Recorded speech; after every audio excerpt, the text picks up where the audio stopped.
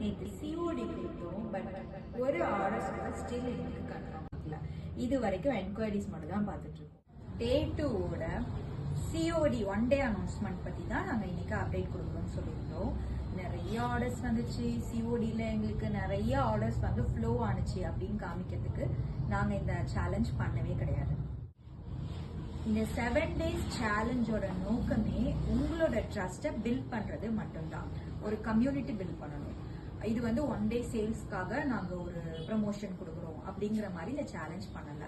So இதோட ரிசல்ட்டை real டைமா நாங்க காட்டணும் அப்படிங்கிறதுக்காக வேண்டிதான் ஒன் டே அனௌன்ஸ்மெண்ட் கொடுத்தோம். ஸ்டில் என்கொயரிஸ் இருக்கு. பட் சிஓடி எல்லாருமே ஆன்லைனுக்கு கன்வெர்ட் ஆயிட்டு இருக்காங்க. டே 4ல உங்களுக்கு ஏதாவது கொஸ்டின் கேட்கணும் அப்படின்னா நீங்க வந்துட்டு எங்களுக்கு கமெண்ட் பண்ணலாம், ஆர் டிஎம் பண்ணலாம், ஆர் வாட்ஸ்அப் கூட பண்ணலாம்.